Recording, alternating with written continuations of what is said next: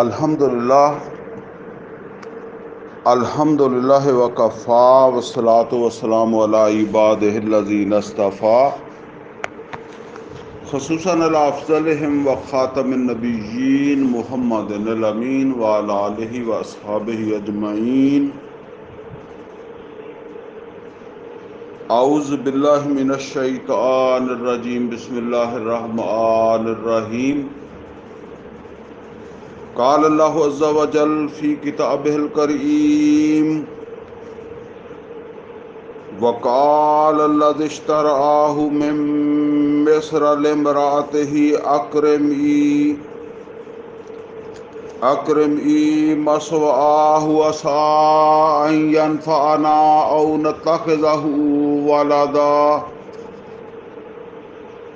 وكذلك مكنا ليوسف في الارض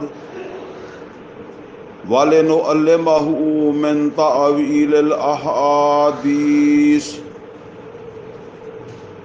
وَاللَّهُ غَالِبٌ عَلَىٰ أَمْرِهِ وَلَٰكِنَّ أَكْثَرَ النَّاسِ لَا يَعْلَمُونَ. وَلَمَّا بَلَغَ أَشُدَّهُ آتَيْنَاهُ حُكْمًا وَعِلْمًا وَكَذَلِكَ نَجْزِي الْمُحْسِنِينَ. وَرَاوَدَتْهُ الَّتِي هُوَ فِي بَيْتِهَا عَن نَّفْسِهِ وَغَلَّقَتِ الْأَبْوَابَ وَقَالَتْ هَيْتَ لَكَ قَالَ مَعَاذَ اللَّهِ إِنَّهُ رَبِّي أَحْسَنَ مَثْوَايَ إِنَّهُ لَا يُفْلِحُ الظَّالِمُونَ. وَلَقَدْ هَمَّتْ بِهِ وَهَمَّ بِهَا لَوْلَا أَن رَّأَىٰ بُرْهَانَ رَبِّهِ كَذَٰلِكَ لِنُصَرِّفَ عَنْهُ السُّوءَ وَالْفَحْشَاءَ إِنَّهُ مِنْ عِبَادِنَا الْمُخْلَصِينَ.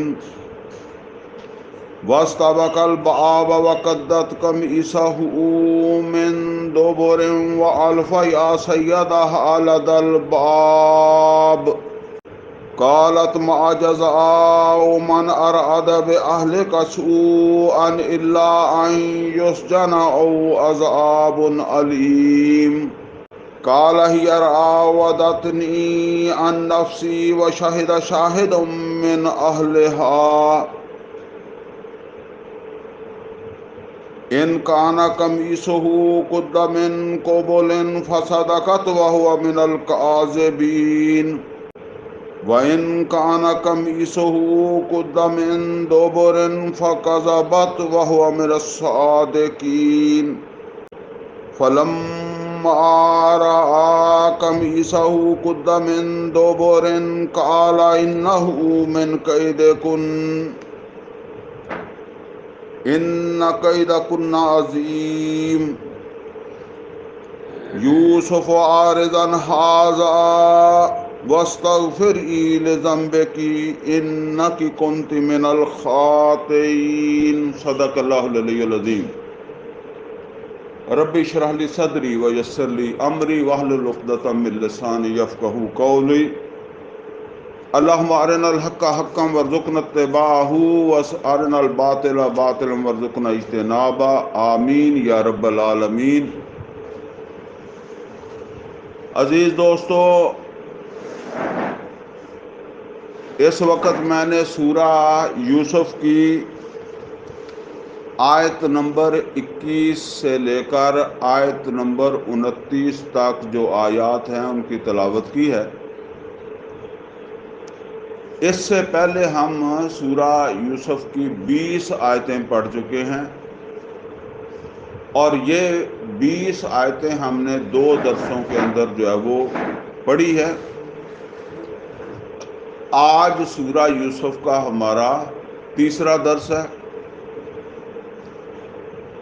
اور آج یہ جو آیات ہم پڑھ رہے ہیں ان کے حوالے سے جو عنوان یا موضوع میں نے متعین کیا ہے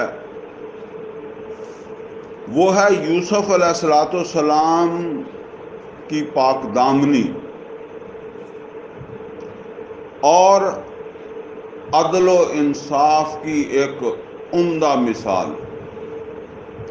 ویسے تو ظاہر ہے اور بھی چیزیں اس کے اندر جو اب آئیں گی، یہ دو چیزیں ہیں جن کو میں نے ہائی لائٹ کیا ہے توجہ کے لیے کہ اس بات کے اوپر ذرا توجہ رکھیں۔ اب یہ سمجھ لیں جی کہ اس سے پہلے جو ہم نے 20 آیات پڑھی ہیں ان کا ایک مضمون مرکزی ہماری رہنمائی کے لیے، ہماری راہبری کے لیے، دیکھیں ایک چیز ہم شروع میں پڑھ چکے ہیں، اللہ تعالیٰ نے فرمایا کہ یہ ایک واقعہ ہے لیکن اس میں ہدایت بھی ہے۔ یہ واقعہ قرآن کا حصہ ہے، اور قرآن کیا ہے؟ ہدایت ہے، ہدی للناس ہے۔ یعنی ایک صرف قدیم زمانے کا واقعہ نہیں سمجھنا، بلکہ اس میں تمہارے لیے آیات للسائلین، پوچھنے والوں کے لیے اس کے اندر آیات، رہنمائی، راہبری بھی موجود ہے۔ میں بس صرف اپنی سمجھ عقل کے مطابق، ورنہ قرآن جو ہے نا وہ میری سمجھ بہت محدود ہے، اور قرآن جو ہے وہ بہت وسیع کتاب ہے، لیکن ایک میں صرف اس کا چھوٹا سا خلاصہ آپ کو بتا دوں جو میں چاہتا ہوں کہ اس میں اہمیت کا حامل ہے۔ وہ یہ ہے کہ اس کائنات بڑی چھوٹی سی چیز ہے۔ اب تو جو نام سائنسدانوں نے رکھ دیے ہیں نا مختلف، وہ مجھے آتے بھی نہیں، بہت بڑی چیز ہے، ٹھیک ہے۔ اللہ کی تخلیق جو ہے اس کی کوئی حد کم از کم ہمارے علم یا عقل کے اندر نہیں ہے۔ جیسے وہ آیا نا وَقُلْ لَوْ كَانَ الْبَحْرُ مِدَادًا لِكَلِمَاتِ رَبِّي لَنَفِدَ الْبَحْرُ قَبْلَ أَن تَنفَدَ كَلِمَاتُ رَبِّي وَلَوْ جِئْنَا بِمِثْلِهِ مَدَدًا۔ 7 سمندر سیاہی بن جائیں، اسی طرح آیا سارے درخت کلمے بن جائیں اور اتنی سیاہی اور بھی آ جائے تو وہ اللہ کے کلمات مکمل نہیں ہوتے۔ اس موضوع پر میں گفتگو کر چکا ہوں نا۔ یہ کلمات اللہ کی وہ جو تخلیق ہے نا، صرف ان کا نام، کہ جیسے آپ کہتے ہیں ایک لسٹ بنا لو جی، بچے کا ولیمہ ہے کہ لسٹ بنا لو، تو پھر آپ 500-600 بندہ لکھتے ہیں، آپ کہتے ہیں جی کتنے لکھ لیں، بڑی لمبی لسٹ بنتی ہے۔ تو وہ لسٹ جو ہے نا اللہ کی تخلیق کی، وہ اتنی بڑی ہے کہ سمندر اور 7 سمندر اور بھی سیاہی بن کر ختم ہو جائیں گے، اور درخت کلمے بن جائیں گے، ختم ہو جائیں گے۔ اب یہ سمجھ لیں کہ اس ساری اللہ کی تخلیق میں کس کا حکم چلتا ہے؟ اللہ کا، اللہ کا حکم چلتا ہے۔ اللہ کا ایک منصوبہ ہے جس سے ہم واقف نہیں ہیں، اس منصوبے کے اوپر عمل درآمد ہو رہا ہے۔ اب اس میں ہم نے اپنی پوزیشن جو ہے نا وہ سمجھنی ہے کہ ہماری کیا پوزیشن ہے۔ ہماری پوزیشن یہ ہے کہ ہمیں اللہ تعالیٰ نے عقل دی ہے، دل و دماغ، بولنے کی صلاحیت، سننے کی صلاحیت، دیکھنے کی صلاحیت اللہ نے دی ہے۔ پھر اللہ تعالیٰ نے یہ ہدایت بھی دی اپنے پیغمبروں کے ذریعے، پیغمبروں کو جو ہے وہ بھیجا، اور ہمیں اس کا پابند بنایا ہے کہ تم زندگی گزارو اس ہدایت کی روشنی میں، جو صحیح ہے وہ اختیار کرو اور جو غلط ہے اس سے بچو۔ یہ تمہاری زندگی ہے۔ اب ہم جس وقت عمل کرتے ہیں تو بعض اوقات ہم غلط عمل کرتے ہیں تو ہمیں کامیابی مل جاتی ہے، بعض اوقات ہم اچھا عمل کرتے ہیں تو ہمیں کامیابی مل جاتی ہے، یعنی کامیابی دونوں میں مل گئی۔ بعض اوقات ہمیں دونوں میں ناکامی ہو جاتی ہے، ہم اچھا عمل کرتے ہیں تو اس میں بھی ناکام، برا عمل کرتے ہیں تو اس کے اندر بھی جو وہ ناکام ہو جاتے ہیں۔ تو یہ سمجھ لیں کہ ہمارے سامنے اللہ کا منصوبہ نہیں ہے، اللہ کا وہ پلان ہمارے سامنے نہیں ہے، ہمارے اور اس کے درمیان ایک پردہ ہے۔ ہم جس وقت عمل کرتے ہیں وہ صحیح بھی ہو تو اگر وہ اسی طرح اللہ کے اس منصوبے میں فٹ ہو رہا ہے تو ہمیں کامیابی مل جاتی ہے۔ ہم غلط کر رہے ہیں اور ہمارا غلط کام اللہ کے اس منصوبے میں فٹ ہو رہا ہے تو اس میں غلط کام میں بھی ہمیں کامیابی مل جاتی ہے، حالانکہ ہم نے کام غلط کیا ہوتا ہے، ہمیں اس میں بھی کامیابی مل جاتی ہے۔ اسی طریقے سے اگر وہ بے وقت ہو رہا ہے، اللہ کے اس منصوبے کے اندر جو ہے وہ فٹ نہیں ہو رہا، خواہ آپ کا اچھا کام ہے، صحیح کام ہے یا غلط کام ہے، اس میں ناکامی ہو جائے گی۔ لہذا مطلب کیا میں نے نکالا، میں نے یہ بتانا چاہا ہمیں اس بات کے اوپر توجہ نہیں دینی، اس بات کے اوپر زیادہ پریشان نہیں ہونا کہ ناکام کیوں ہو گئے، ٹھیک ہے نا۔ قرآن کریم میں اللہ تعالیٰ نے فرمایا ما اصاب من مصیبت فی الارض ولا فی انفسکم الا فی کتاب من قبل ان نبرأها ان ذلک علی اللہ یسیر۔ کچھ نہیں ہوتا، کوئی مصیبت نہیں آتی، کوئی خوشی نہیں آتی، ما اصاب من مصیبت فی الارض ولا فی انفسکم، نہ زمین میں کسی جگہ نہ خود تمہارے اپنے وجودوں کے ساتھ کچھ بھی نہیں ہوتا، الا فی کتاب من قبل ان نبرأها، پہلے سے وہ ہم نے ایک کتاب میں درج کر دیا تھا۔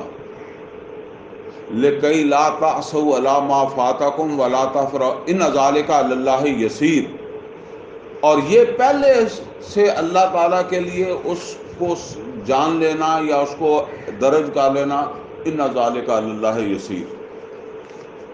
لکی لا تأسوا علی ما فاتکم ولا تفرحوا بما آتاکم، یہ اس لیے بتایا جا رہا ہے کہ اگر تمہارا کچھ چھن جائے یا تمہیں کچھ مل جائے، فوت ہو جانا، فوت ہونے والا بھی چھن ہی گیا نا، اگر تمہارا کچھ چلا جائے، چھن جائے، ضائع ہو گیا، لکی لا تأسوا علی ما فاتکم، تو اس کے اوپر افسوس نہ کیا کرو، ولا تفرحوا بما آتاکم، اور زیادہ پھیل بھی نہ جایا کرو جب تمہیں کچھ مل جاتا ہے تو،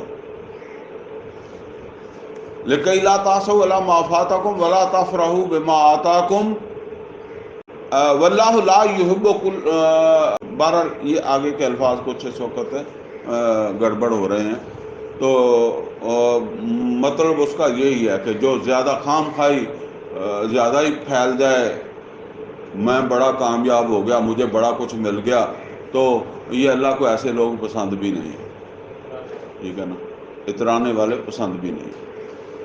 تو اب یہی بات ہے جو ہم جسے عام طور پر کہتے ہیں تقدیر کا مسئلہ، ٹھیک ہے نا، وہ یہ مسئلے ہیں۔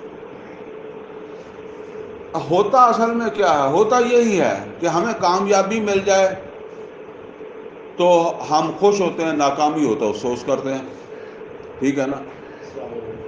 اگر یہ ہمیں پتہ چل جائے نا کہ ہماری کامیابی یہ نہیں ہے کہ ہم بالفعل کامیاب ہوئے یا ناکام ہوئے، ہماری کامیابی یہ ہے کہ جو کام ہم نے کیا، جو عمل ہم نے کیا، وہ ہماری عقل، سمجھ، فہم و فراست اور اللہ کی دی ہوئی ہدایت، رسولوں کی دی ہوئی تعلیمات اس کے مطابق درست تھا، اور ہم نے اس کو انجام دینے کے لیے مخلصانہ کوشش کی. اپنی جو صلاحیتیں اللہ نے، خاص وہ ذہنی صلاحیتیں تھیں یا جسمانی صلاحیتیں تھیں، ان کو واقعی بھرپور طریقے سے لگایا. اور جو اللہ تعالیٰ نے ہمیں وسائل دیے تھے، کیا ان وسائل کا ہم نے حق ادا کیا؟ اس مقصد میں کامیاب ہونے کے لیے، کیا اس مقصد میں کامیاب ہونے کے لیے ہم نے واقعی اتنا وقت دیا جتنا ہمیں دینا چاہیے تھا؟ تو اگر یہ سارا کچھ ہو گیا ہے تو آپ فیل نہیں ہوئے، میں فیل نہیں ہوا. بے شک وہ کام فیل ہو گیا، میں فیل نہیں ہوا. ٹھیک ہے. تو اگر میں نے وہ صلاحیتیں ہی نہیں خرچ کی جو اللہ نے مجھے دی تھی، اس اعتبار سے وہ وسائل ہی نہیں اس اعتبار سے لگائے، وہ وقت ہی نہیں اس اعتبار سے لگایا، یا وہ جو ذہنی اللہ نے صلاحیتیں دی، جسمانی صلاحیتیں دی، ان کا اس طرح استعمال ہی نہیں کیا، تو ظاہر بات ہے کہ کمی تو یہاں رہ گئی ہے. تو ناکامی کے اوپر جو ہے نا، وہ بندے کو مایوس نہیں ہونا چاہیے، بلکہ جو آدمی ان چیزوں کو پیش نظر رکھ کر کام کرے گا نا، تو وہ تو ناکامی کے اوپر اور زیادہ سوچے گا نا کہ یار ناکامی ہوئی ہے، اس کا مطلب یہ ہے کہ مجھے اور صلاحیتیں لگانی چاہیے، مجھے اور وقت لگانا چاہیے، مجھے اور وسائل لگانے چاہیے. ٹھیک ہے. اب یہ سمجھ لیں کہ یہ جو عقدہ ہے نا، یہ سورہ یوسف کھول دیتی ہے. اللہ کا ایک پلان ہے، منصوبہ ہے. وہ منصوبہ کیا ہے کہ اللہ تعالیٰ یوسف علیہ السلام کو مصر سے اٹھا کر،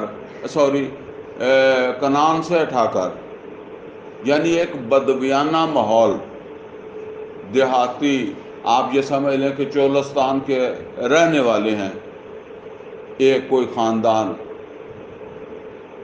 وہاں سے بندہ اٹھا کر اسے آپ جو ہے نا وہ وقت کی سب سے متمدن سلطنت جو ہے اس کو وہاں حکمران بنانا چاہتے ہیں.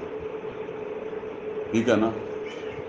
تو اب آپ ذرا سوچیں کہ اگر چولستان سے ذہین ترین آدمی اٹھا کر آپ اگر اسے کہیں کہ یہ ہمارے شہر کا جو اسسٹنٹ کمشنر ہے نا، آپ کو یہ سیٹ دیتے ہیں، آپ اس کی ذمہ داریاں ادا کریں، یا آپ تھانے دار کی ذمہ داریاں ادا کریں، آپ تحصیلدار کی ذمہ داریاں ادا کریں، وہ نہیں کر سکے گا.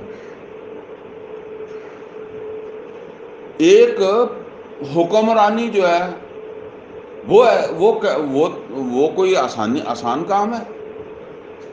سب سے زیادہ تو یوں سمجھ لیں کہ حکمرانی کے معاملات بہت مشکل ہوتے ہیں. اچھا، دوسری بات یہ ہے، یوسف علیہ السلام کو کم سنی میں اٹھانا. میں نے پچھلے درس کے اندر بھی بات عرض کی تھی کہ ایک کسان کا بچہ جو ہے نا، کاشتکار کا بچہ، وہ علیحدہ سے اسپیشل کاشتکاری کی ٹریننگ نہیں لیتا، وہ اپنے باپ کو ہی دیکھتا ہے نا، تو وہ اس ہنر کو سمجھ جاتا ہے، آتے جاتے باپ کو کرتے دیکھتا ہے، اسے سمجھ آ جاتی ہے. آپ شہر سے کوئی یہ جی بہت پڑھا لکھا پی ایچ ڈی کی ہوئی ہے، جس نے کبھی وہ کسان کا جو اس کے جو معاملات نہیں دیکھے، اسے لے جائے تو وہ نہیں کر سکتا. اس کو ٹریننگ میں ایک وقت لگے گا، پھر بھی شاید اس طرح کا نہ کر سکے وہ، کیونکہ جو اس بچے نے بچپن سے جو ٹریننگ لے لی ہے.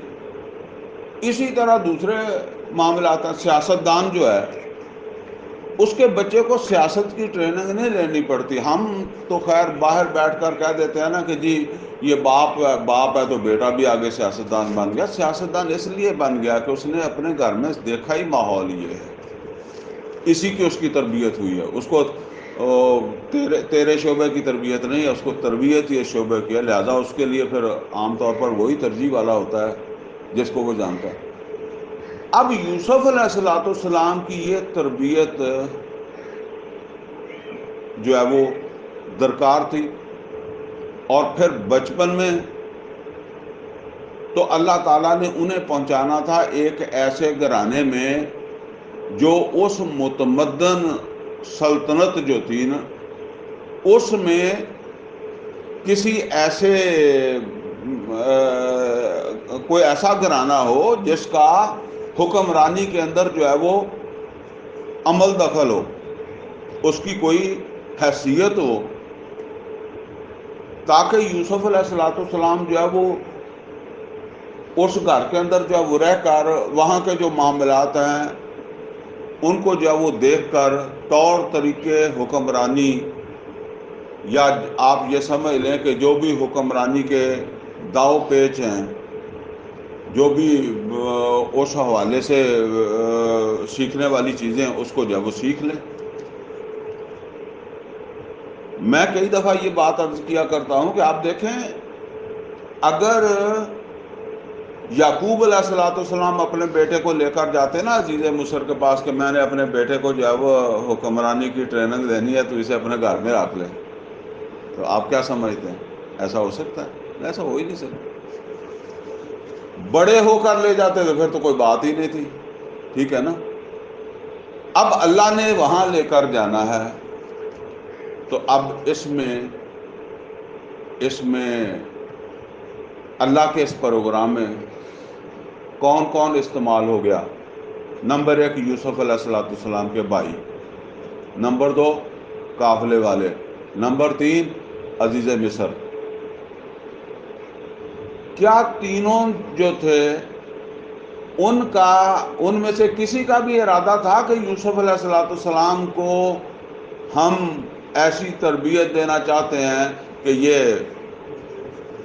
حکمرانی جو ہے وہ کرنے والا بن جائے، بادشاہی کرنے والا جو ہے وہ بن جائے؟ ایسی کسی کی مطلب یہ ہے کہ کوئی خواہش یا کوئی اس کی جو ہے وہ کسی کی نیت تھی؟ کسی کی نیت نہیں تھی۔ اچھا، اب دیکھیں یوسف علیہ السلام کے بھائی جو ہیں ان کی نیت بری ہے اور وہ کامیاب بھی ہو گئے۔ میں نے بتایا تھا نا کہ اگر ہم برا کام کرتے ہیں، ہماری نیت بری ہے۔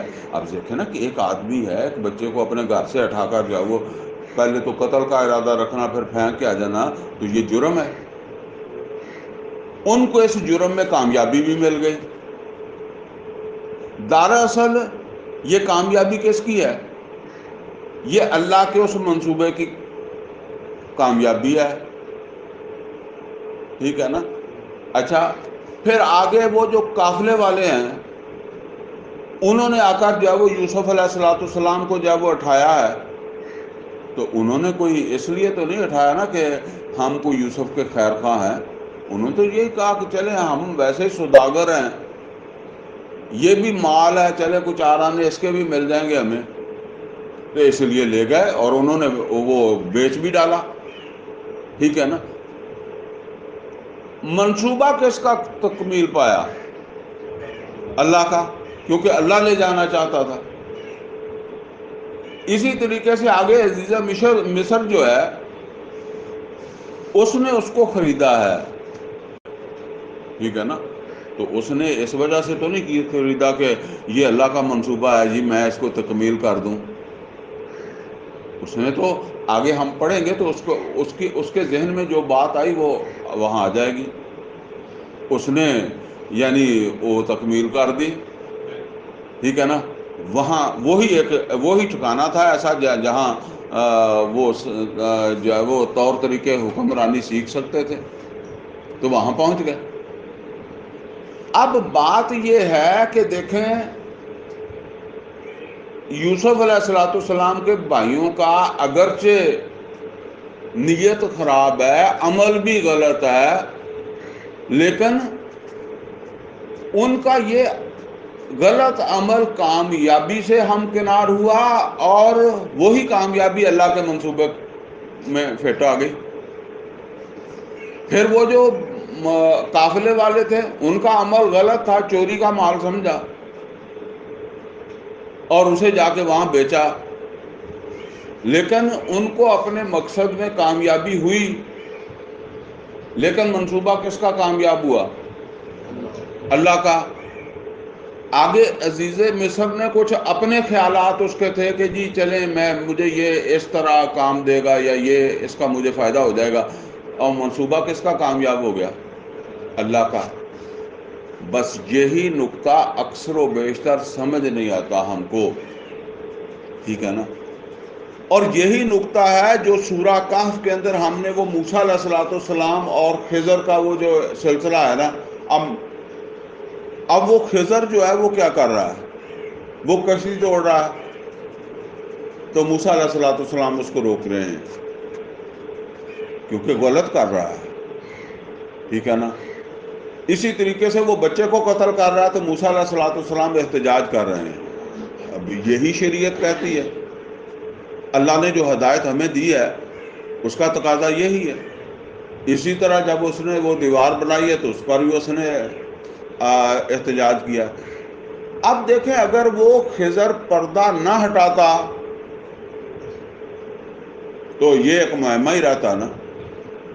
خضر نے پردہ ہٹایا نا کہ میں نے اصل میں وہ کشتی جو ہے نا وہ نقصان نہیں کیا، وہ تو ان کے فائدے کے لیے کیا ہے.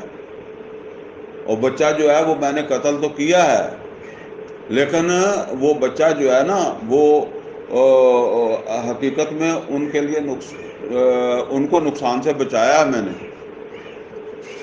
بس یہ ہے اصل کے اندر وہ چیز، ٹھیک ہے نا، کہ جو اس سارے مضمون کے اندر جو ہے وہ واضح کی جا رہی ہے. اصل منصوبہ ہے اللہ کا، ٹھیک ہے.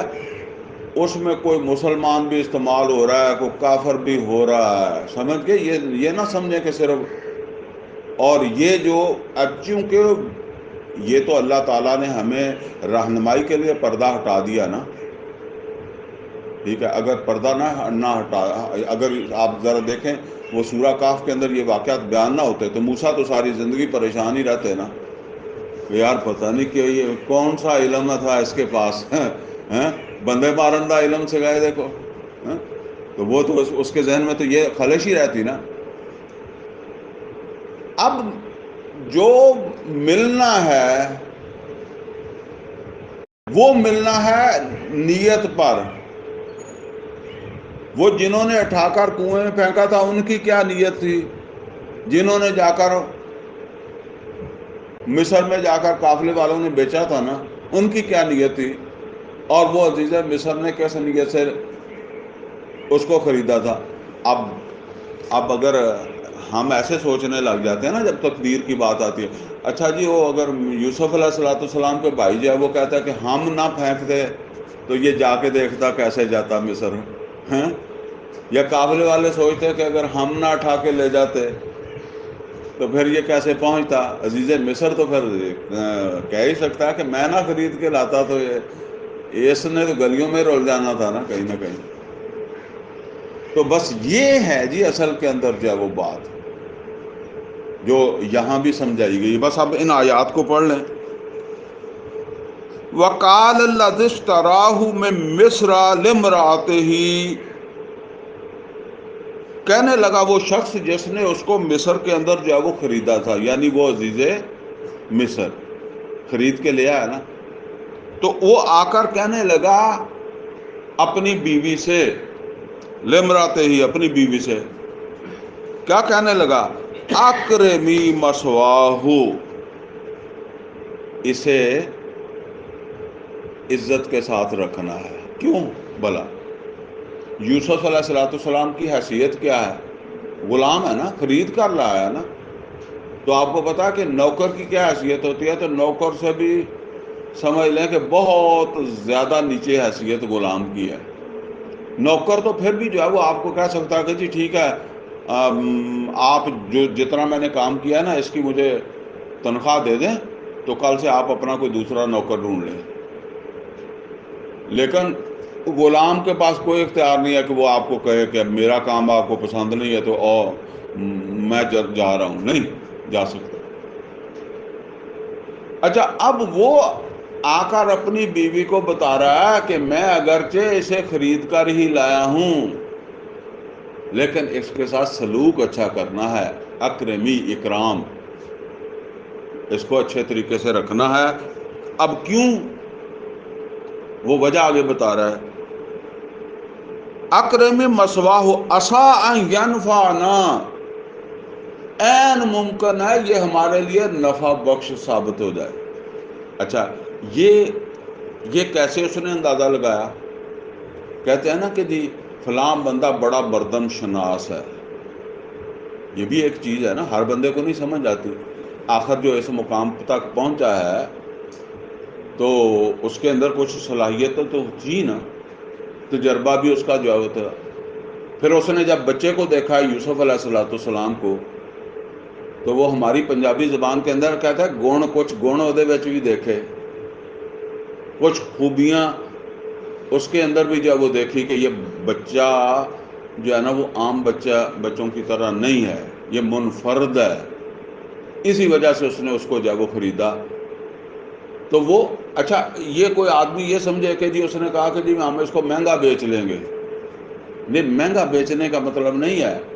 یہ آپ ذرا تصور کریں کہ آپ کے کوئی آدمی دولت مند ہے تو اس کی فیکٹریاں بھی ہیں اور اس کے کوئی اور کاروبار بھی ہیں، زمینیں بھی ہیں، تو اس کو ایسے بات مال آدمیوں کی ضرورت ہوتی ہے نا کہ جن پر وہ بھروسہ کرے، جو واقعی اس کے اعتبار کے اوپر جو ہے وہ پورے اتریں، جن کو وہ اپنے معاملات جو ہے وہ سونپ سکے، ٹھیک ہے نا۔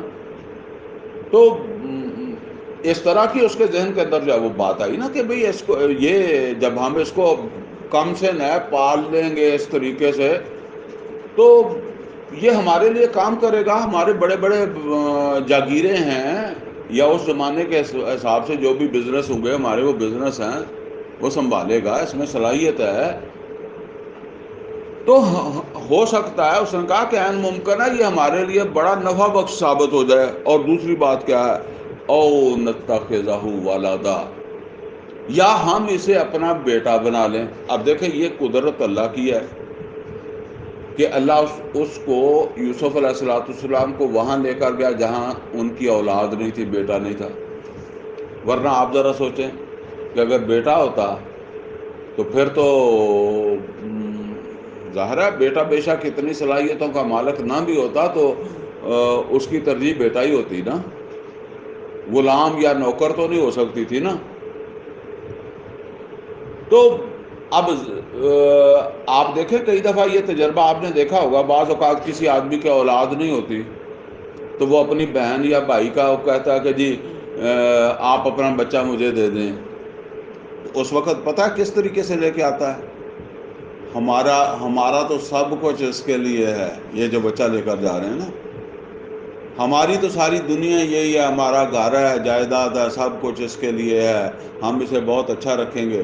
اچھا، آ کر اچھا رکھتے بھی ہیں، اور 5-10 سال کے بعد اپنا بچہ پیدا ہو جائے، پھر اب اس کے ذہن کے اندر بوجھ بن جاتا ہے وہ بچہ، یہ میرے بیٹے کا حصہ لے جائے گا، ظاہر اب اس کو رکھتے ہیں تو حصہ تو دینا پڑے گا، اس کو اعتراض آئے گی، اس کی ماں اعتراض کرے گی، والدین اعتراض کریں گے، جی ہمارا بچہ رکھا ہے تو اس کو دیں، چلیں ٹھیک ہے، 2 ہو گئے تو آدھا آدھا کر دیں۔ اب کیا کہتا ہے، اب اسی بہن کے پاس جا کر کہتا ہے باجی یہ آپ کا بچہ آپ کے بغیر رہتا ہی نہیں ہے، ہم نے تو بڑی کوشش کی ہے کہ یہ وہاں ہمارے ساتھ جو ہے نا وہ یہ ایڈجسٹ کر جائے، لیکن نہیں کرتا۔ آپ پتہ نہیں آپ نے کیسی محبت ڈالی ہے اس کے دل میں، تو اب ہم جو ہے نا وہ ہماری، یعنی ہمارے ساتھ اس کی محبت نہیں بنتی ہے، اس کی محبت اصل آپ کے ساتھ ہے، تو آپ رکھ لیں اس کو۔ اصل بات یہ نہیں ہوتی، اصل بات وہ ہوتی ہے۔ تو اب اس کے بیٹا نہیں تھا، یہ اس کی وہ مردم شناسی جو تھی، اس نے یوسف علیہ السلام کی کوالٹیاں بھی اس کو بتائی، تو قدرتی بات ہے اس نے کہا او نتخذہ والدا، یا یہ تو بچہ ایسا ہے کہ بیٹا بنانے کے قابل ہے، ہم اسے بیٹا بنا لیں گے۔ اب اللہ تعالیٰ کیا فرما رہا ہے؟ وَكَذَلِكَ مَكَّنَّا لِيُوسُفَ فِي الْأَرْضِ، اس طریقے سے ہم نے یوسف کے لیے اس سرزمین میں یعنی مصر کی سرزمین میں ترقی کے راستے کھول دیے، تمکن کا رستہ بنا دیا اس وہاں لے جا کر۔ آگے کیا فرمایا؟ وَلِنُعَلِّمَهُ مِن تَعْوِيلِ الْأَحَادِيثِ، یہ پیچھے بھی ہم نے پڑھا تھا، تو وہاں میں نے بتایا تھا کہ زیادہ تر تو اس کو یہ جب آتا ہے تو اس کو کہتے ہیں کہ خوابوں کی تعبیر، لیکن آپ دیکھیں نا اللہ کہتا ہے کہ اس طرح ہم نے یوسف کی ترقی کے راستے جو ہے وہ کھول دیے، یعنی عزیز مصر کے گھر میں لے جا کر۔ تو اب وہاں تعویل الاحادیث جو ہے، اگر یہ ہے خوابوں کی تعبیر، تو یہ عزیز مصر سے اس نے سیکھنی ہے یا زلیخا سے سیکھنی ہے؟ یہاں تعویل الاحادیث اصل کے اندر وہ جو اللہ تعالیٰ نے ان کو مقام دینا ہے نا، وہ جو حکمرانی کے لیے اس کو وہاں سے لایا گیا ہے، اس کے طور طریقے ہیں جو انہوں نے وہاں سیکھنے ہیں فطری طور پر۔ جیسے وہ میں نے بتایا کہ ایک بچہ جو ہے وہ اپنے والدین کو جب وہ دیکھتا، اب انہوں نے تو اس کو اپنا بھی لیا، تو اس صورت میں جو وہ دیکھ رہا ہے سب کچھ، دربار میں جاتا ہے تو وہ ساتھ لے جاتا ہے، اور بڑے بڑے لوگوں کی کوئی میٹنگیں ہوتی ہوں گی تو اسی کے ظاہر ہے گھر میں ہوتی ہوں گی، اور ان کے اندر وہ بھی شامل ہوتا تھا۔ یہ ساری چیزیں پھر وہ سیکھ رہے ہیں یوسف علیہ السلام۔ وَلِنُعَلِّمَهُ مِن تَعْوِيلِ الْأَحَادِيثِ، تاکہ ہم اسے معاملات سلطنت کی سوجھ بوجھ سکھائیں۔ آگے بڑی اہم بات آ رہی ہے، وَاللَّهُ غَالِبٌ عَلَىٰ أَمْرِهِ، اللہ اپنے امور پر غلبہ رکھتا ہے۔ کیا مطلب ہے؟ اللہ اپنے معاملات میں ناکام نہیں ہوتا، اللہ اپنے منصوبوں میں فیل نہیں ہوتا۔ واللہ غالب علی امرہ، یعنی منصوبہ کس کا تھا؟ اللہ کا۔ اچھا، کامیابی کے باوجود فیل ہو گئے یوسف کے بھائی، منصوبے کی کامیابی کے باوجود فیل کون ہو گیا؟ یوسف کے بھائی فیل ہو گئے، قافلے والے۔ چلیں، عزیز مصر کی تو کوئی نیت خراب نہیں تھی نا، اس نے تو ایک چیز خریدی تو اچھے، لیکن یہ دو تو کم از کم واضح طور پر فیل ہوئے نا۔ منصوبے کی کامیابی کے باوجود بھائی بھی فیل ہو گئے اور وہ قافلے والے بھی فیل ہو گئے۔ اسی طرح سمجھ لیں کہ ہم اپنے روز مرہ کے اندر بعض اوقات بظاہر کامیاب ہوتے ہیں، حقیقت میں فیل ہو جاتے ہیں، اور بعض اوقات حقیقت میں فیل ہوتے ہیں اور بظاہر فیل ہوتے ہیں، حقیقت میں کامیاب ہوتے ہیں۔ یہ ہے جو بات سمجھنے والی۔ واللہ غالب علی امرہ، لیکن اللہ کا جو امر تھا، جو اللہ کا منصوبہ تھا، اللہ اس کے اوپر غالب رہا، اللہ فیل نہیں ہوا۔ اس منصوبے کی تکمیل کرنے والے، اس میں پارٹیسپیشن کرنے والے فیل بھی ہوتے رہے، پاس بھی ہوتے رہے، پاس بھی ہوتے ہوں گے، فیل بھی ہوتے ہوں گے، یہ ان کا مسئلہ ہے۔ وَلَٰكِنَّ أَكْثَرَ النَّاسِ لَا يَعْلَمُونَ، لیکن اکثر لوگ جو ہے نا ان کو یہی بات سمجھ نہیں آتی۔ جیسے ہم کہتے ہیں نا کہ بس یہی بات ہے جو اکثر لوگوں کو پتہ نہیں چلتی۔ وَلَمَّا بَلَغَ أَشُدَّهُ آتَيْنَاهُ حُكْمًا وَعِلْمًا، اور جس وقت وہ بالغ ہوئے، جوانی کو پہنچے، ہم نے ان کو جو ہے وہ حکمت بھی اور علم بھی عطا کیا، اللہ تعالیٰ کی طرف سے ان کو پیغمبری بھی عطا ہوئی، یعنی یہ پھر اس کا جو ہے وہ عروج ہے۔ تو اب یہاں آگے فرمایا وَكَذَلِكَ نَجْزِي الْمُحْسِنِينَ، اور ہم سب اچھے لوگوں کو اسی طریقے سے جزا دیتے ہیں۔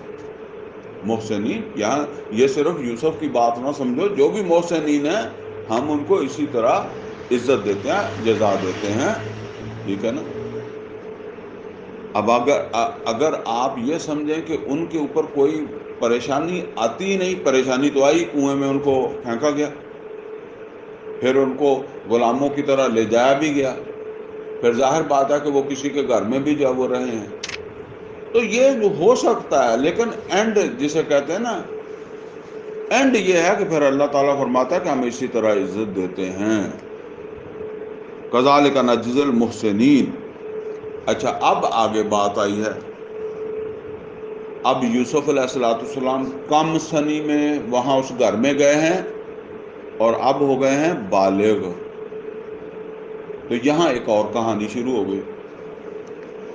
وراودته التي هو في بيتها عن نفسه وغلقت الابواب، ورگلانے لگی وہی عورت جس کے وہ گھر میں رہتے تھے، اپنے عن نفسه ہی، اپنی طرف۔ اب یہ آگے آ گیا نا، وغلقت الابواب، ایک دن اس نے دروازے بند کر لیے، تو یہ ایک دن کا کام تو نہیں ہے نا، آپ کو پتہ ہے نا کہ ہم سمجھتے ہیں کہ ایسے تو ہم راہ چلتے کسی کو بلاتے بھی نہیں ہیں، بلا سکتے بھی نہیں ہیں، تو اب یوسف علیہ السلام اسی گھر میں رہ رہے ہیں، وہ ٹائم ٹو ٹائم، وقتاً فوقتاً اس طرح کے اس کو سگنل دیتی ہے، ٹھیک ہے نا، اور وہ انہیں اگنور کرتا ہے، تو ایک دن اس نے موقع پایا، تو اس نے، اب ظاہر ہے موقع پانے کے لیے اس نے اندازہ کیا ہوگا نا کہ میرا شوہر گھر نہیں ہے، اور گھر والوں کو اندازہ بھی ہوتا ہے کہ بھئی اتنی دیر میں آ جائے گا، یا خاص طور پر وہ دفتر گیا ہے تو دفتر میں اس کو 2-4 گھنٹے لگیں گے، اس سے پہلے نہیں آئے گا، ایک روٹین بھی ہوتا ہے، ایک آدمی دکان پر جاتا ہے تو بیوی کو پتہ ہوتا ہے کہ صبح گیا ہے، اس نے زور کے بعد ہی آنا ہے یا کھانا کھانے کے ٹائم ہی آنا اس طرح پتہ ہوتا ہے، تو اس کو بھی پتہ تھا، تو یہ ساری صورتحال جو ہے وہ اس میں اس نے کیا کیا، اب یوسف علیہ السلام وہ گھر پہ ہیں، تو وہ غلقت الابواب، تو اس نے دروازے بند کر لیے، قالت حیت لک، اور کہنے لگی جلدی کرو، آ جاؤ جلدی کرو۔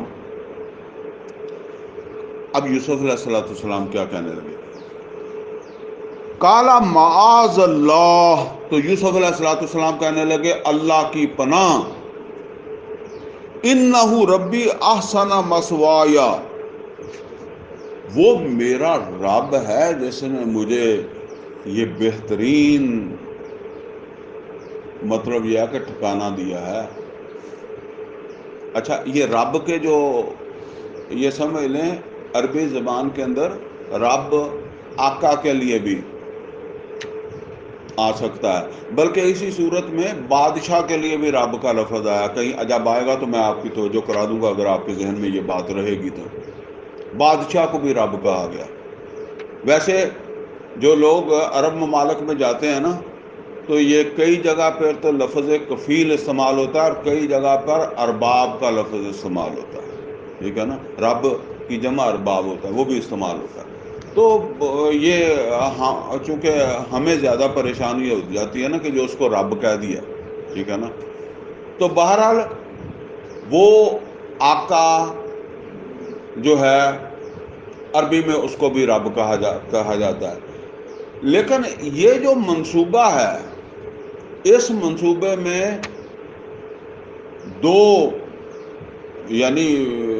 دو کردار ہیں نا، اس منصوبے کی تکمیل میں کے 2 حصے ہیں، ایک حصہ یہ ہے کہ یہ منصوبہ کس کا ہے، اللہ کا، تو تکمیل کس کے منصوبے کی ہو رہی ہے، اللہ کے منصوبے کی، لیکن بالفعل یہ منصوبہ جو ہے وہ تکمیل پا رہا ہے عزیز مصر کے ذریعے سے، یعنی عزیز مصر ہے نا جو آ کر کہہ رہا ہے کہ اپنی بیوی کو کہ اس کو اچھے طریقے سے رکھنا، اسے عام عزت کے ساتھ رکھنا، لحاظ کرنا، اس کا بیٹا ہی سمجھنا اسے، ٹھیک ہے نا، تو اب ایک بات تو یہ ہے کہ یوسف علیہ السلام جو ہے وہ جو بات کہہ رہے ہیں اس کا ایک مطلب یہ بنتا ہے کہ وہ میرا رب جس نے وہاں مجھے تسلی دی تھی، کہاں؟ جب بھائی کنویں میں ڈال آئے تھے کہ پریشان نہیں ہونا، ایک دن تو ان کو جتلائے گا۔ اب دیکھیں یہ کوئی ایسا نہیں ہے کہ فوری بات، اب وہ کم سنی سے جوان ہو گئے ہیں نا، تو اب ان کی شہزادوں کی طرح رہ رہے ہیں نا اس گھر میں، ایک بیٹا شہزادہ۔ اب وہی نہیں ہے دائیں بائیں جو بھی حکمران طبقہ ہے اس میں ان کی ایک پہچان بن رہی ہے نا، تو ان کو پتا ہے کہ کتنی مجھے عزت مل گئی ہے، کیا مجھے مقام جو ہے وہ مل گیا ہے، تو کیا میں اس رب کو اس کی ناشکری کروں تیرا مطالبہ پورا کر کے؟ اور دوسرا یہ ہے کہ میرا وہ آقا جو مجھے خرید کے لایا تھا ایک نوکر کی حیثیت سے یا ایک غلام کی حیثیت سے، اور اس نے آ کر مجھے یہاں اتنا بڑا احترام دیا، عزت دی ہے، تو اس کی بیوی ہے، تو کیا میں یہ کروں؟ تو یہ دونوں چیزیں اس کے اندر ہیں۔ معاذ اللہ انہ ربی احسن مثوایا انہ لا یفلح الظالمون، یقیناً ایسے لوگ ظالم ہوتے ہیں اور وہ ظالم جو ہے وہ فلاح نہیں پایا کرتے۔ وَلَقَدْ ہمت بِهِ، اور یہ آپ یہاں نوٹ کر لیں کہ یہ اصل کے اندر ایمان کا پتہ ایسے موقعوں پر ہی لگتا ہے، ٹھیک ہے نا؟ وہ میں کہا کرتا ہوں کہ ایمان جو ہے نا وہ ایسے سمجھ لیں، بعض اوقات جس طرح زمین کے اندر خلا ہوتا ہے نا، تو جب آپ کمپیکشن کرتے ہیں، دورمٹ مارتے ہیں، تو کیا ہوتا ہے؟ زمین بیٹھتی ہے۔ کیوں بیٹھ گئی ہے؟ اس میں خلا تھا۔ اسی طریقے سے بعض اوقات ہمارے ایمان میں خلا ہوتا ہے۔ اگر تو چلتا رہے، سارے لوگ ایک جیسے نہیں ہوتے نا، کئی لوگ میرے جیسے ہوتے ہیں، داڑھیوں والے، نمازیوں والے ہیں، بڑا لحاظ کرنے والے، تو وہ عام طور پر کوشش نہیں کرتے کسی عورت کے پیچھے بھاگنے کی، کوئی اس طرح کی، ٹھیک ہے نا؟ دل کرے بھی پھر بھی کوشش نہیں کرتے۔ لیکن مسئلہ یہ ہے کہ اگر اس طرح کی صورتحال بن جائے جو یوسف علیہ السلام کے ساتھ بن گئی تھی، اب بھی اگر خلا موجود ہے تو آپ کیا اندازہ کر سکتے ہیں؟ جب آپ کو پوری تسلی ہو کہ خطرہ بھی کوئی نہیں ہے، ٹھیک ہے نا، تو فیل ہونے کے چانس جو ہے نا وہ آپ 100% ہی سمجھیں، ٹھیک ہے نا؟ یہ ہے اصل کے اندر جو ہے وہ پاک دامنی جس کو کہتے ہیں نا صحیح معنوں میں، یہاں ظاہر ہو رہی ہے وہ چیز۔ بہرحال وَلَقَدْ ہمت بِهِ، بے شک یقیناً اس عورت نے تو اس کا قصد کر ہی لیا تھا، یعنی وہ تو ارادہ کر گئی تھی کہ آج یہ ہو جائے گا، ٹھیک ہے۔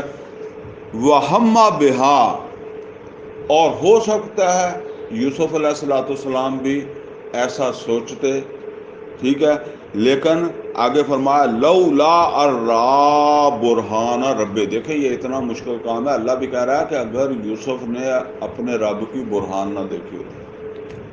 اب یہ برہان کیا ہے؟ یہ قرآن کریم میں تو اس کا ذکر نہیں ہے، لیکن جو اس میں ہم نے پڑھا ہے اس کے اندر تو یہی بڑی برہان ہے کہ کنویں میں بھائیوں نے ڈال دیا، تو اللہ کہتا ہے کہ میں نے اس کے دل کے اندر جو ہے وہ یہ بات ڈالی کہ تجھے عزت ملے گی، تو ایک مقام پائے گا، تو ان کو جتلائے گا۔ وہ پنجابی میں کہتے ہیں انہاں دے منہ تے مارے گا انہاں دا رویہ۔ تو اب تو یوسف علیہ السلام کم سنی سے جوانی تک پہنچ گئے ہیں، ٹھیک ہے نا، تو ان کو یہ نظر نہیں آ رہا کہ یہ میرا رب مجھے کہاں لے کر جا رہا ہے؟ یہ برہان ہے نا کہ مجھے اس نے وہاں کہا تھا نا اس وقت، اور اب میں کس مقام کے اوپر جو ہے وہ پہنچ گیا ہوں، تو یہ برہان ان کو نظر آئی تھی نا کہ میرا رب مجھے لے کر آیا ہے۔ اور ویسے اسرائیلی روایات کے اندر یہ بھی ہے کہ اس وقت یعقوب علیہ السلام ان کے جو والد تھے ان کی ایک شبیہ، جیسے آپ کہتے ہیں دیوار کے اوپر وہ کوئی تصویر اس طرح ان کو نظر آئی، تو لیکن ظاہر بات ہے کہ یہ ان کی ایک روایت ہے، اس میں نظر آئی تو انہوں نے ان کو کہا کہ نہیں یہ کام نہیں کرنا۔ تو بہرحال یہ بھی ہو سکتی ہے، ہم اس کا بھی انکار نہیں کرتے، لیکن برہان تو یہ بھی ہے جو وہ دیکھ چکے ہیں۔ وَهَمَّ بِهَا لَوْلَا رَأَىٰ بُرْهَانَ رَبِّهِ، اگر انہوں نے اپنے رب کی برہان نہ دیکھی ہوتی، كَذَلِكَ لِنُصْرِفَ عَنْهُ السُّوءَ وَالْفَحْشَاءَ، اللہ تعالیٰ فرماتے ہیں کہ اس طریقے سے ہم نے اس سے دور کر دی برائی اور بے حیائی، یعنی یوسف علیہ السلام سے دور کر دی۔ اِنَّهُ مِنْ عِبَادِنَا الْمُخْلَصِينَ، بے شک وہ ہمارے چنے ہوئے بندوں میں سے تھے۔ وَاسْتَبَقَ الْبَابَ، تو وہ دونوں دوڑے دروازے کی طرف۔ اب پھر بات پیچھے آ گئی ہے نا، کیوں دوڑے دونوں؟ اب ظاہر بات ہے یوسف علیہ السلام تو دوڑے جب انہوں نے کہا کہ نہیں نہیں یہ نہیں میں کر سکتا، تو اب ظاہر ہے نکلنے کے لیے پھر دروازے کی طرف ہی دوڑنا تھا۔ دروازہ پہلے ہم پڑھ چکے ہیں کہ اس نے بند کر لیا تھا، اب وہ پیچھے دوڑی ہے کہ میں اس کو روک دوں، دروازہ نہ کھولنے دوں، پکڑ لوں جس طرح کہتے ہیں۔ تو دروازہ کھولنے میں کوئی 1-2 منٹ لگنے ہی تھے نا، تو اتنی دیر میں وہ پیچھے پہنچ گئی۔ تو آپ کو پتہ ہی ہے کہ پیچھے سے ہم جب، ویسے بھی عورت کمزور ہوتی ہے تو اس ہاتھ میں کیا چیز آ سکتی تھی؟ اس کا کپڑا ہی کوئی آ سکتا تھا، تو کپڑے سے پکڑ کر اس نے پیچھے کھینچا ہوگا تو وہ پھٹ گیا، ٹھیک ہے نا۔ وَاسْتَبَقَ الْبَابَ، تو وہ دونوں دوڑے دروازے کی طرف۔ وَقَدَّتْ قَمِيصَهُ مِنْ دُبُرٍ، تو پھاڑ دی اس عورت نے اس کی قمیض، یعنی یوسف علیہ السلام کی پیچھے سے۔ اب دروازہ کھل گیا، تو دروازہ کھلا تو آگے کیا تھا؟ وَأَلْفَ يَا سَيَّدَهَا لَدَى الْبَابِ، تو دروازے پر انہوں نے پایا اس عورت کے سید کو۔ یہ سید ہمارے عام طور پر جو ہے نا وہ مخصوص ہو گیا ہے نا، تو اب یہ نوٹ کریں عربی کے اندر یہ مخصوص نہیں ہے۔ اب یہ اس عورت کا جو شوہر ہے جسے ہم سرتاج کہتے ہیں، اس کو وہ قرآن کریم میں لکھا ہوا کہ وہ اس کا سید تھا۔ عربی میں اب بھی جو خط وط لکھتے ہیں نا، تو اس میں جیسے ہم کہتے ہیں محترم فلاں، وہ کہتے ہیں سید فلاں کر کے جو ہے نا وہ اس طرح کرتے ہیں، ٹھیک ہے نا۔ تو بس وہ ہمارے کئی چیزیں جو ہے نا وہ خاص طور پر مخصوص کر لیتے ہیں نا، وہ جس طرح اصل میں ہم اجمی لوگ ہیں نا۔ اب جب میں نے نماز سیکھی ہے ایک مولوی صاحب سے یا اپنے ابا جی سے، تو میرے ابا جی نے مجھے بتایا کہ وہ جب بیٹھنا ہے تو تشہد یعنی اتحیات پڑھنی ہے، پھر درود شریف پڑھنا ہے، تو جو درود شریف پڑھنا ہے تو پھر تم نے رب جعلنی مقیم الصلاۃ ہی پڑھنا ہے۔ اب میں تو ساری زندگی وہی پڑھی ہے، تو پھر مجھے پتہ لگا کوئی اور بھی پڑھتا ہے، تو بھائی میں نے کہا اس کی نماز کیسے ہو جاتی ہے؟ یہ تو نماز ہی اور پڑھتا ہے۔ تو وہ اسی طرح دیکھا کسی کو کہ میں نے جو دعائے قنوت سیکھی تھی وہ یہ تھی اور پڑھی جاندہ ہے، یہ کتنا ہوندی ہے۔ تو وہ اجمیوں کے ساتھ یہ مسئلہ ہوتا ہے، تو ہمارے لیے پھر یہ سید کا بھی مسئلہ ہو جاتا ہے۔ تو میں نے اسی لیے بتایا آپ کو کہ اب جب اس نے دیکھا تو اس کا جو وَأَلْفَ يَا سَيَّدَهَا لَدَى الْبَابِ، تو اس کا جو شوہر تھا وہ دروازے کے اوپر کھڑا تھا۔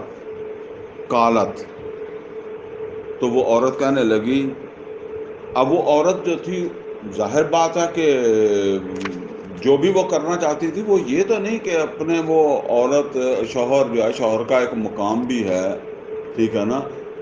تو یوسف کی تو وہ حیثیت نہیں ہے، یوسف تو وہ لائے ہوئے ہیں نا۔ تو اب یہ بات اس نے فوراً جو ہے نا وہ چلاکی جسے ہم کہتے ہیں، وہ اس نے یہ بات کہی، اچھا ہو گیا کہ تو آ گیا ہے، کہ تو نے اپنی آنکھوں سے ہی دیکھ لیا ہے۔ اگر میں تجھے بعد میں شکایت کرتی نا کہ آج اس نے میرے ساتھ ایسے کرنے کی کوشش کی ہے تو نے ماننا نہیں تھا کیوں؟ کیونکہ اس کو بھی تو پتا ہے نا کہ یوسف ایسا نہیں ہے، وہ یوسف اسی کے ساتھ پرورش پائی ہے نا، اسی کے زیر سرپرستی پرورش پائی ہے، اور اسی کے ساتھ زیادہ رہتا بھی ہے، بیٹھتا اٹھتا بھی ہے۔ یہ تو ایک چانس تھا نا، اس طرح بن گیا۔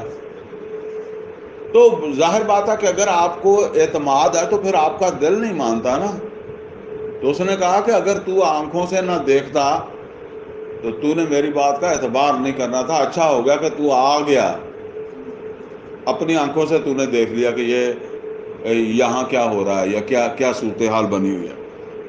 قالت، تو وہ کہنے لگی، ما جزاء من اراد باہلک سوءا الا ان یسجن او عذاب علیم۔ کیا اب تو خود بتا دے، دیکھ لیا ہے تو نے، کیا جزا ہونی چاہیے جو تیرے گھر والی کے ساتھ یا تیرے گھر والوں کے ساتھ برا ارادہ رکھتا ہو، اس کے علاوہ کہ اسے جو ہے وہ سخت سزا دی جائے یا وہ رہے جیل کے اندر۔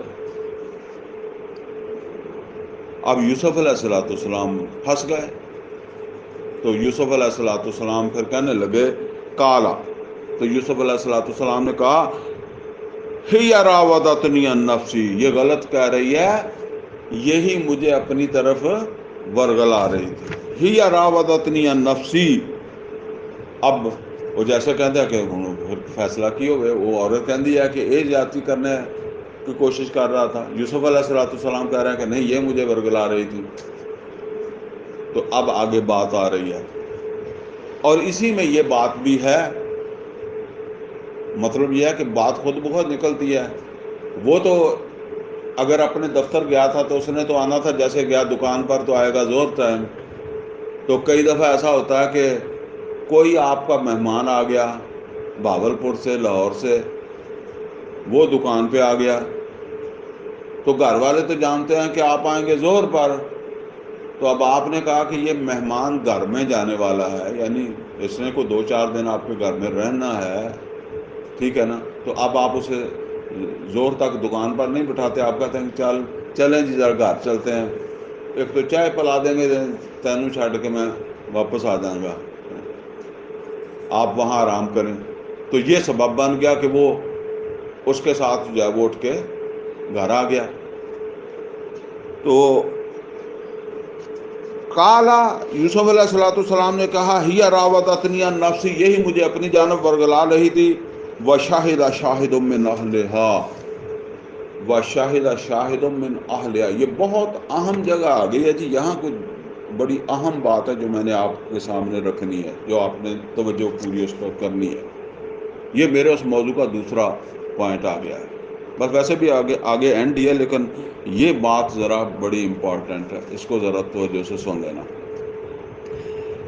شاہدہ شاہد من اہلہا، شاہدہ شاہد، شہادت دی ایک شہادت دینے والے نے، جو من اہلہا، اہلہا اس کا کیا مطلب ہے؟ وہ عورت کے گھر والوں سے تھا، وہ یوسف کے ساتھ اس کا کوئی تعلق نہیں تھا، نہ اس کا عزیز مصر کے ساتھ تعلق تھا، اس کا جو مین آپ کا سالا ہے تو اس کا تعلق تو آپ کی بیوی سے ہے نا، وہ بن گیا نا، تو کل طلاق دے، پھر وہ سالا جڑا تیرے نال جڑا برتے گا وہ پھر تینوں پتہ لگے گا، ٹھیک ہے نا۔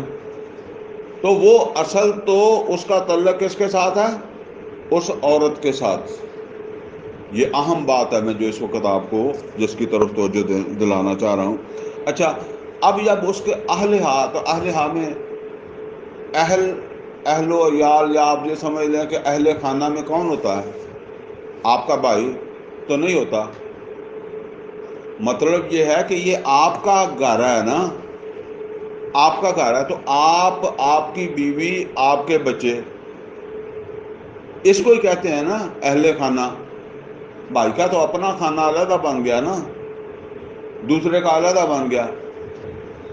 اچھا، اس کے عورت کے اہل خانہ میں سے آیا ہے تو یا اس کا باپ ہے یا اس کا بھائی ہے، چلیں یہ بھی مانتے ہیں کہ اس کے باپ کی اگر 2 بیویاں ہوں گی تو کوئی ستیلا بھائی بھی ہو سکتا ہے، وہ بھی ظاہر ہے بھائی ہے، ٹھیک ہے نا۔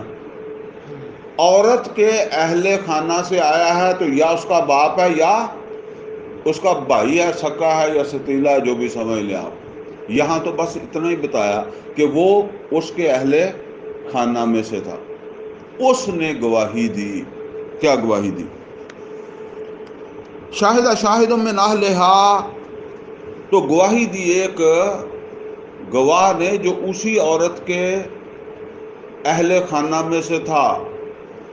وہ کہنے لگا ان کانا قمیصہ قد من قبل، اگر اس کی قمیض جو ہے وہ پھٹی ہے آگے سے،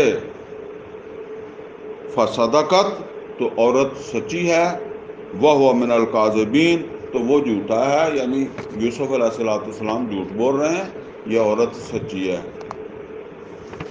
دوسری بات، وَإِنْ كَانَ قَمِيصَهُ قُدَّ مِنْ دُبُرٍ، اگر اس کی قمیض پھٹی ہے پیچھے سے، فَكَذَبَتْ، تو یہ عورت جھوٹی ہے، وَهُوَ مِنَ الصَّادِقِينَ، اور وہ ہے سچوں میں سے، وہ سچا ہے. مطلب یہ ہے کہ اب بات سمجھ لیں، دونوں کہہ رہے ہیں کہ وہ کہہ رہی ہے کہ یہ زیادتی کرنے کی کوشش کر رہا تھا، اور یوسف علیہ السلام کہہ رہے ہیں وہ کرنے کی کوشش کر رہا تھا. اب فیصلہ اس نے سنایا. اس نے کہا کہ جی اگر اس مرد کی قمیض جو ہے یوسف علیہ السلام کے آگے سے پھٹی ہے تو یہ ظاہر بات ہے کہ یہ کوشش کر رہا تھا اس کے ساتھ زیادتی کرنے کی، تو اس نے اپنے ڈیفینس میں جو ہے نا، وہ جب اس کو دھکا دیا، کچھ بھی کیا، تو ظاہر ہے قمیض آگے سے ہی پھٹنی تھی نا. تو اگر پیچھے سے پھٹی ہے تو یہ اس کو کھینچ رہی تھی اپنی طرف، یہ اس کو لانے چاہ رہی تھی نا. تو فلما رآ قمیصہ قد من دبر، تو جب دیکھا تو قمیض تو پھٹی ہوئی تھی پیچھے سے ہی. اب یہاں ایک بات سمجھ لیں، یہ ہے جو بات میں آپ کو سمجھانا چاہتا ہوں، جو میں نے آپ کو بتایا نا کہ عدل و انصاف کی ایک اعلیٰ مثال. ایسے نہیں کہ یہ کوئی اس نے، ٹھیک ہے اس اعتبار سے اب تو ہم نے پڑھ لیا،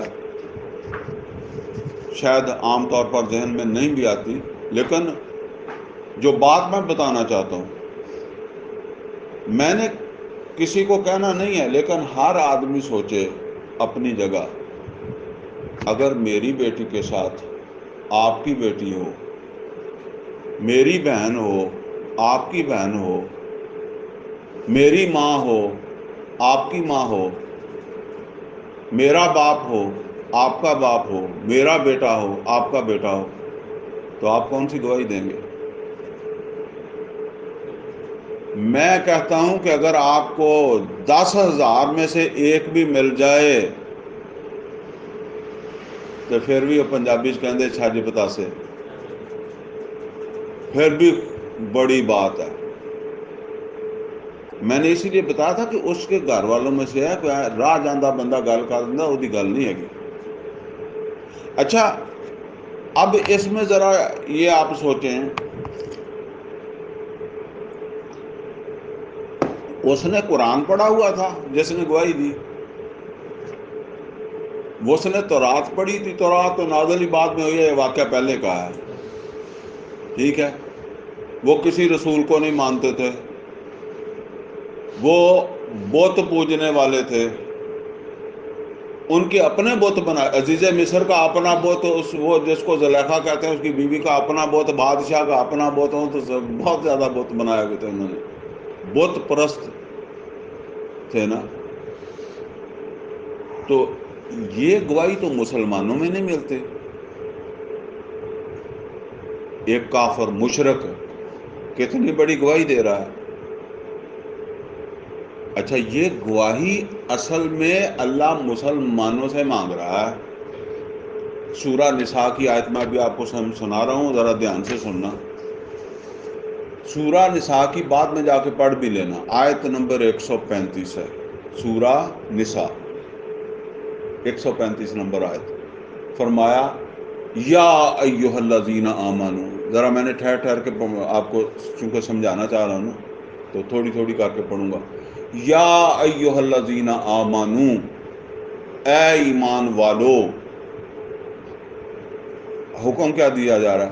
کونوا قوامین بالقسط شہداء للہ، پوری قوت کے ساتھ عدل اور انصاف کے علمبردار بن کر کھڑے ہو جاؤ، پوری قوت کے ساتھ عدل اور انصاف کے علمبردار بن کر کھڑے ہو جاؤ۔ آگے کے الفاظ کیا ہیں؟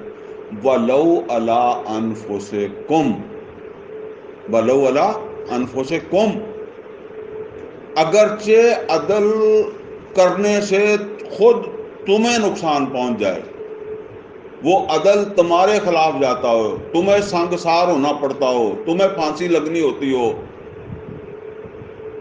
پہلے تو کیونکہ سب سے زیادہ کون سی چیز اہم ہوتی ہے؟ اپنی ذات۔ وَلَوْ عَلَىٰ أَنفُسِكُمْ، دوسرے نمبر پر اول والدین، تمہاری ماں ہو یا تمہارا باپ ہو۔ کیا مطلب ہے؟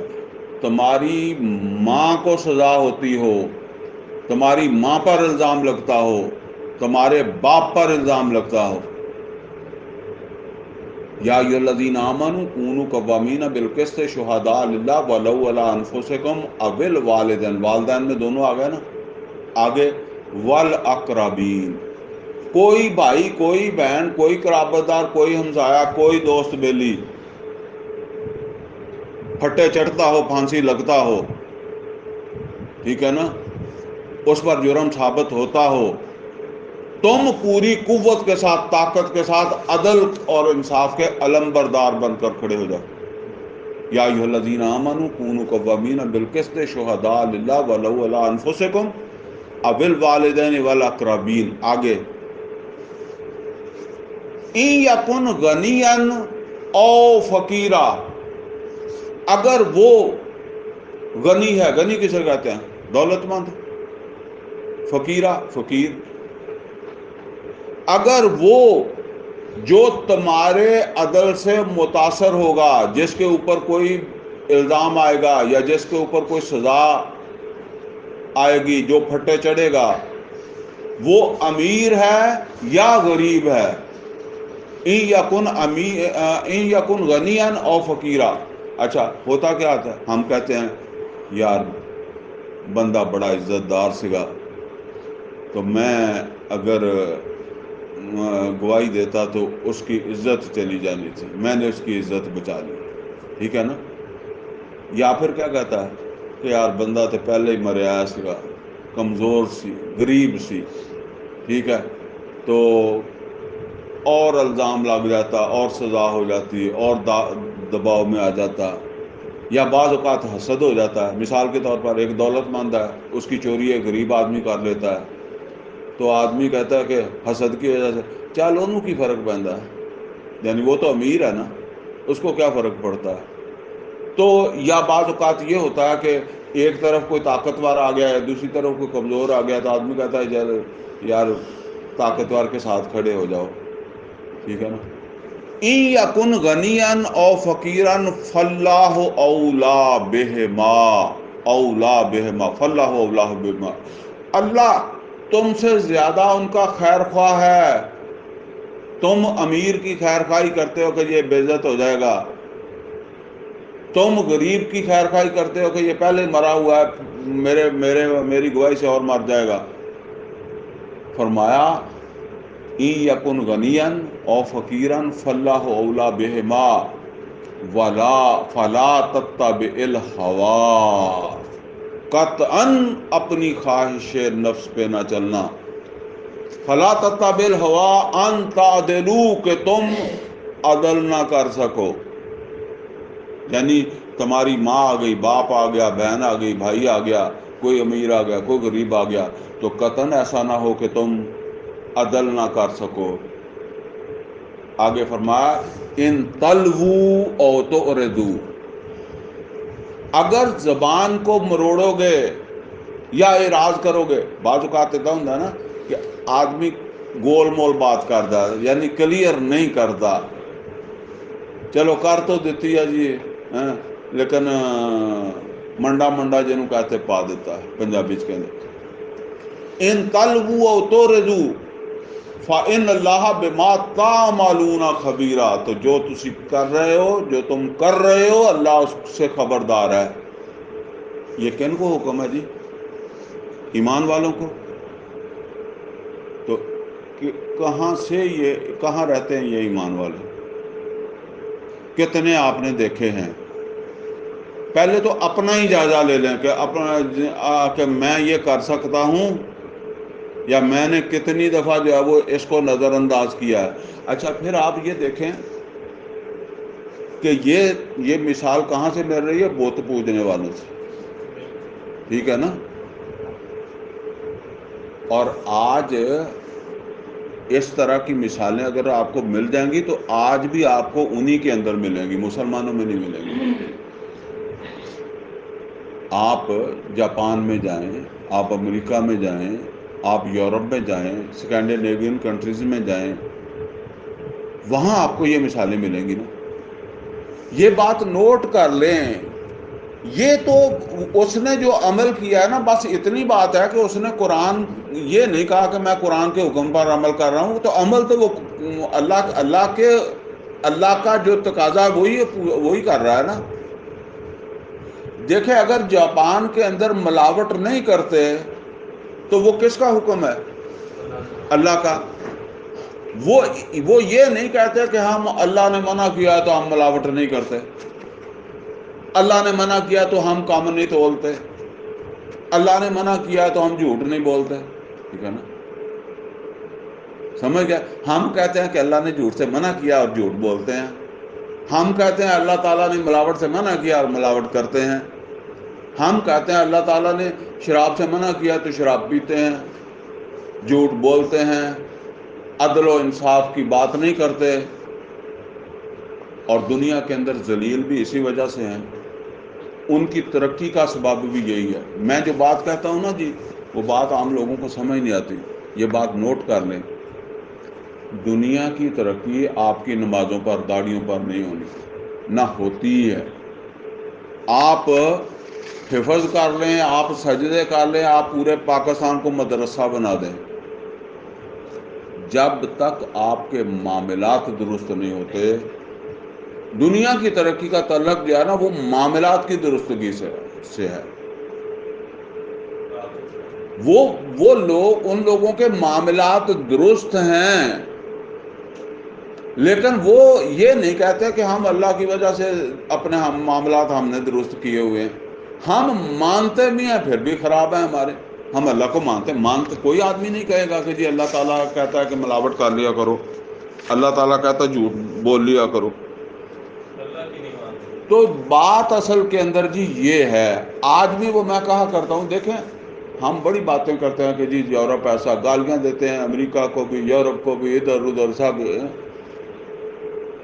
میرے پاس اگر 3 ویزے ہوں نا، ویزے سے مراد یہ ہے کہ میرے پاس کوئی، آپ سمجھ لیں کہ ایسی چیز ہے کہ میں آپ کو یا کسی آدمی کو کینیڈا میں بھی سیٹل کروا سکتا ہوں، امریکہ میں بھی سیٹل کروا سکتا ہوں، اور سعودی عرب میں بھی سیٹل کروا سکتا ہوں۔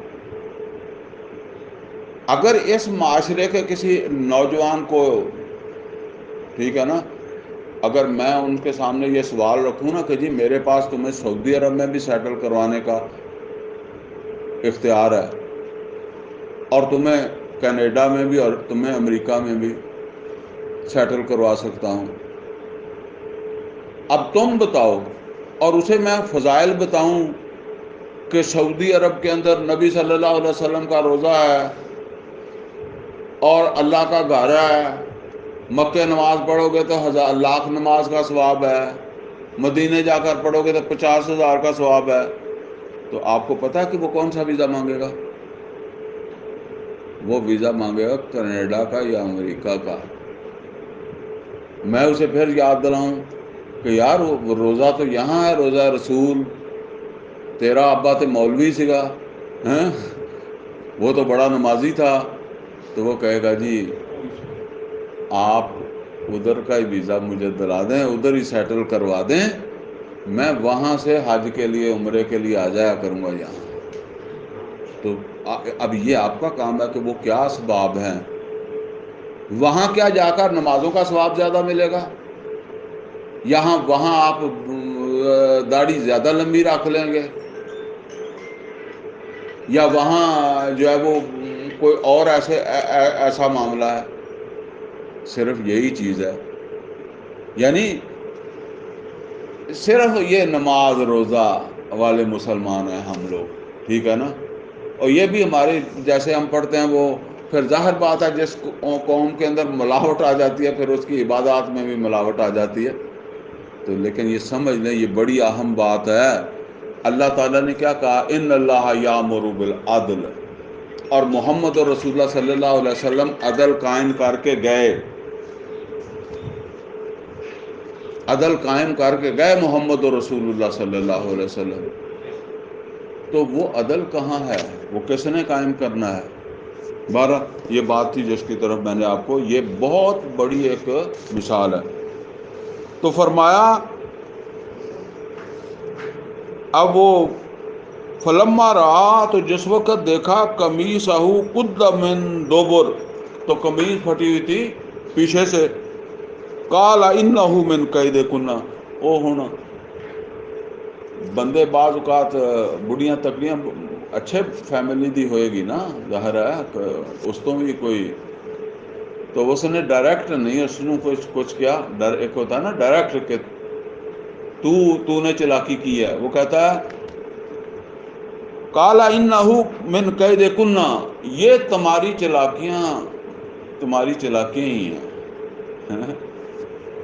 یہ جیسے ہم کہتے ہیں کہ یہ تمہاری چلاکیوں میں سے ایک چلاکی ہے جو تو اس وقت چلنا چاہ رہی تھی، یعنی یوسف کی طرف جو ہے وہ اس کیس کو جو ہے وہ منتقل کر کے، تو یہ تو ایک چلاکی جو ہے وہ چلنا چاہ رہی تھی۔ قال انہ من کیدکن، یہ تم عورتوں کی چلاکیوں میں سے ہی ہے یہ چال بھی، ان کیدکن عظیم، اور تم عورتوں کی چلاکیاں جو ہے نا وہ بہت بڑی بڑی ہوتی ہیں۔ آپ دیکھیں اس کو یقین تو اس کو پہلے بھی نہیں ہوگا، کیونکہ یوسف کو وہ جانتا ہے نا، اس نے کم سنی سے اب اسے بلوغت تک اسی کے پاس ہے نا، وہ تو بندے کو پتہ نہیں لگتا۔ اب کہنے لگا یوسف اعرض عن ھذا، یوسف یار جان دے، دفع کر، جیسے ہم کہتے ہیں نا اب اس معاملے کو جانے دے۔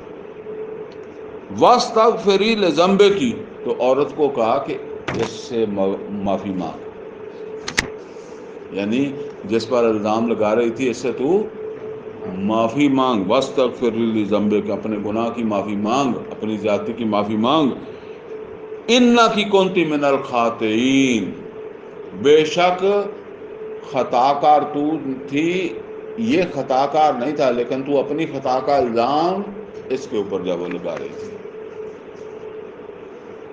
الحمدللہ ہم نے 29 نمبر آیت تک پڑھ لیا، باقی آئندہ پڑھیں گے انشاءاللہ اگلے درس میں۔ اقول قولی ھذا واستغفرہ لی ولکم ولسائر المسلمین والمسلمات۔